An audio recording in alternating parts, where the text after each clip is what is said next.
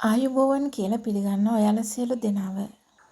ඔන්න ඉතින් අදත් මම ආවා ඔයාලට ගොඩක් වැදගත් වෙන වීඩියෝවක් අරගෙන. අද මම කතා කරන්නේ උඳුගොව්වන් කෑම කියන රෝගය ගැනයි. අපේ සමාජයේ විසෙන බොහෝ දෙනා තමන්ගේ රූපලාවන්‍ය පිළිබඳ විශේෂ සැලකිල්ලක් දක්වනවා.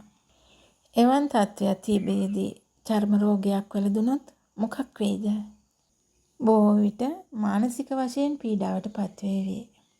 චර්ම රෝග ගණයට ගැනෙන උඳුගොව්වන් කෑම නැමැති හිසෙහි කැලැල් ඇතිවීමේ රෝගී තත්ත්වය නිසා බොහෝ විට බොහෝ දෙනා අපහසුතාවයට පත්වෙනවා. සමාජයේ වෙසෙනා බොහෝ දෙනා හිතන් ඉන්නේ හිසේ තිබෙන කෙස්ගස් උඳුගොව්වා කියන සතෙක් කෑම නිසා ඇතිවන රෝගී තත්ත්වයක් විදිහටයි. ඒත් ඒක වැරදි අදහසක්. මේ රෝගය ඇති වෙන්නේ සතෙක් නිසා නෙමෙයි.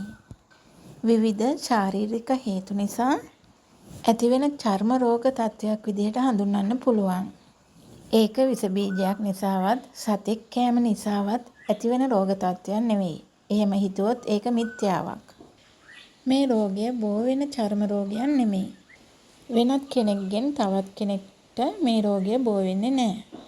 ඉතින් මං කියලා දෙන්න යන්නේ මේ උඳුගොව්වන් කෑවහම ගෙදරදීම හදාගන්න අපිට පුළුවන් අත්බෙහෙත් කීපයක්.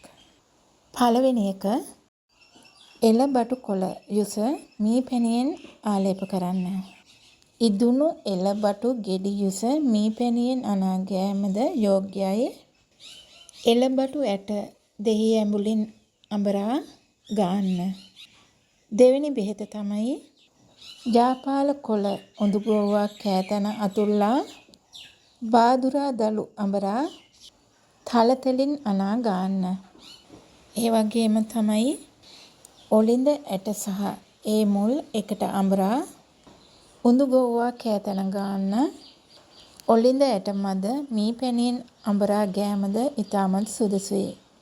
ඒ වගේම නුග දළු කේසර බැබිල දළු සමවගෙන අබතෙල සමග අනා පොඩි කර රසකින්ද වැලේ ඉස්ම හා විනාකිරි සමග එක්කොට අනා අව්වේ කකාරා උඳුගොව්වා කෑ ස්ථානයේ ආලේපය සුදුසුයි.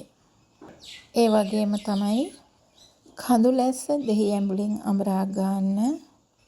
මේ බෙහෙතත් හොඳයි. වියලි ඉඟුරු තලතෙලෙන් අඹරා නැවත අත්තන කොළ වලින් අඹරා ගන්න.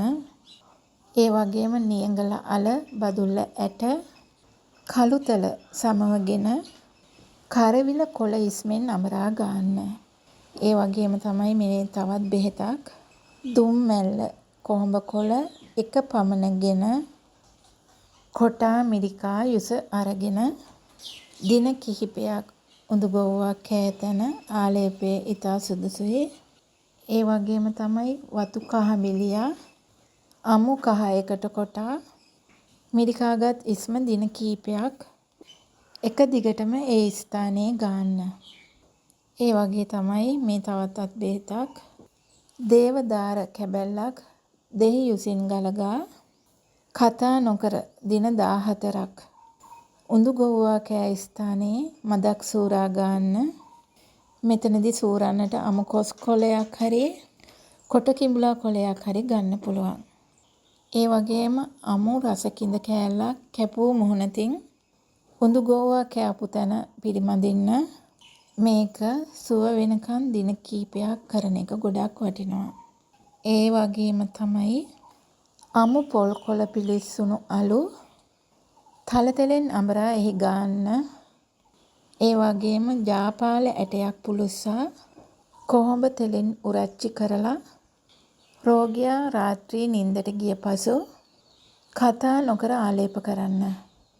හබරල පෙත්තට හුණු ආලේප කර උඳුගොව්වා කාපු ස්ථානයේ ගන්න. ඒ වගේම සිවිය දළු ඉඟුරු දළු තලතෙලෙන් අඹරලා ගන්න. ගැට තුඹ කොළ දුම් කොළ සමග අඹරා හුණු මිශ්‍ර කර උඳුගොව්වා කාපු ස්ථානයේ ගන්න. ඒ වගේම අරලු බූලු නෙල්ලි චූර්ණය කොහොඹ තෙලින් අනා උඳුගොව්වන් කාපු ස්ථානයේ ගන්න. ඒ වගේම උණුගෝවන් කාපු ස්ථානය සේපාලිකා කොලයකින් පිරිමැද උඳුගොව් ආලේපය ආලේප කරන්න. ඒ වගේම සුදු ලූණු බික් කීපයක් අරගෙන හොඳට තලාගෙන රෙදි කෑල්ලක ඔතාගෙන උඳුගොව්ව කාපු තැන අතුල්ලන්න. කතා නොකර ඉදුණු එළබටු ගෙඩියක් දෙකට කපාගෙන උඳුගොව්වන් කාපු තැන හොඳට අතුල්ලන්න.